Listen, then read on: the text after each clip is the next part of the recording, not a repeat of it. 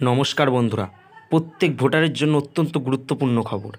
এখন চারিদিকে যে ভোটার কার্ডের সমস্যার কথা জানা যাচ্ছে, সেই থেকে বেরিয়ে আসার উপায়, সেই সমস্ত কিছু এই ভিডিওতে কিন্তু আপনাদেরকে বলে দেবো যে কিভাবে আপনাদের এই সমস্যার সমাধান করা যাবে, বা যদি ভোটার কার্ডে কোনো সমস্যা থেকে থাকে তাহলে কিভাবে সমাধান করবেন, বা যদি কোনো ভুল থেকে থাকে তাহলে কিভাবে সমাধান করবেন, বা নাম চেঞ্জ কিভাবে করবেন, বা নতুন করে ভোটার কার্ডের অ্যাপ্লাই কিভাবে করবেন, বা আপনার ভোটার আইডি যেটা রয়েছে সেটা ফেক কিনা বা অন্য কারোর সঙ্গে আপনার আইডি ম্যাচ করছে কিনা, সেই সমস্ত কিছু এই ভিডিওতে আপনাদের দেখিয়ে দেবো। এবং যদি কোনো কারেকশান করতে চান তাহলে অবশ্যই কিভাবে করবেন এবং স্টেপ বাই স্টেপ সব কিছু এই ভিডিওতে আপনাদেরকে দেখিয়ে দেবো। আপনার মোবাইল থেকে আপনি ঘরে বসেই করে নিতে পারেন এই সমস্ত কিছু ভোটারের কার্ডের কাজ।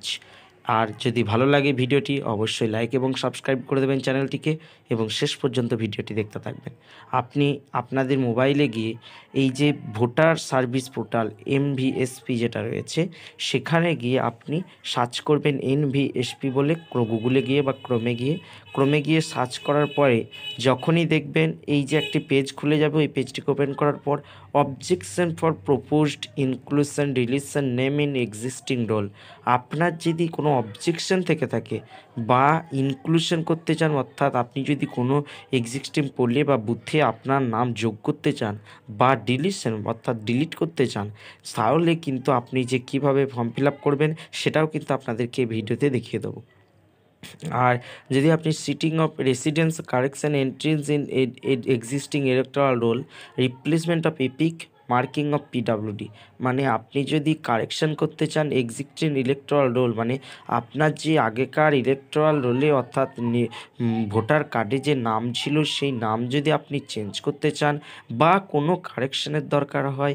বা আপনি স্থান পরিবর্তন করতে চান, হয় শিফটিং অফ রেসিডেন্স মানে আপনি যদি বসবাসের স্থান পরিবর্তন করতে চান,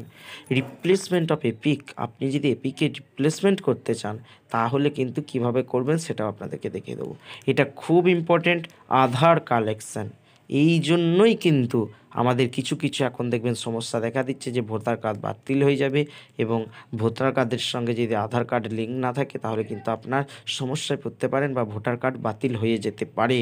সেই সমস্যা থেকে বেরিয়ে আসার উপায় আপনাদেরকে বলে দেবো যে কিভাবে করবেন। তাই আধার কালেকশন কিন্তু খুব important.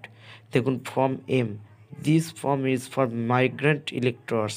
of Kashmir who want to cast vote from any one special polling station of Delhi,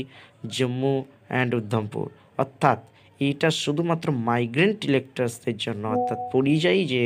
electors আছেন, অর্থাৎ পরিযায়ী যে নির্বাচন দাতা রয়েছেন তাদের জন্য এটা। শুধুমাত্র কাশ্মীর যারা cast vote to cast vote অর্থাৎ ভোট দিতে চান তাদের জন্য any one special polling station, যে কোনো একটা পোলিং স্টেশনে গিয়ে দিল্লি, জম্মু অ্যান্ড উধমপুর এইগুলোর মধ্যে আপনি গিয়ে ওখানে অ্যাপ্লাই করতে পারেন এবং ওখানে গিয়ে ভোট দিয়ে আসতে পারেন। Form D12C, this form is for migrant electors of Kashmir who want to cast vote through postal ballot, অর্থাৎ আপনি যদি পোস্টাল ব্যালট দিতে চান তাহলে কীভাবে করবেন সেটাও আপনাদেরকে ভিডিওতে বলে দেবো, তাই ভিডিওটি শেষ পর্যন্ত দেখবেন। আর দেখুন আমাদের যে রেশন কার্ডের সঙ্গে যে এখন সমস্যাটা হচ্ছে, রেশন কার্ড দেখবেন ব্যাঙ্ক অ্যাকাউন্টের সঙ্গে লিঙ্ক হয়ে যাবে বলছে, তাই ব্যাঙ্ক অ্যাকাউন্টের সঙ্গে যদি লিঙ্ক হয়ে যায় তাহলে আপনাকে রেশন দ্রব্যাদি কিন্তু আর ব্যাঙ্কে গিয়ে রেশন, যেখানে রেশন দোকান থেকে বা রেশন শপ থেকে বা ফেয়ার প্রাইস শপ থেকে কিন্তু আর আনতে হবে না, ডিরেক্ট আপনার অ্যাকাউন্টে ভর্তুকি সরকার দিয়ে দেবে, অর্থাৎ আপনার ব্যাঙ্ক অ্যাকাউন্টে কিন্তু টাকা ঢুকে যাবে। সেই কত টাকা আপনি পেতে চলেছেন বা কী ধরনের কার্ড আছে সেই সমস্ত কিছু আপনি কার্ড ধরে দেখে নিতে পারেন, আপনি কত টাকা আনুমানিক একটা পেতে পারেন সেই নিয়ে কিন্তু আমাদের ভিডিও করা আছে। আগের বারের যে ভিডিও করেছিলাম সেখানেই কিন্তু আপনাদেরকে বলে দিয়েছি যে আপনার যদি SPHH থাকে বা PHH কার্ড থাকে বা AAY থাকে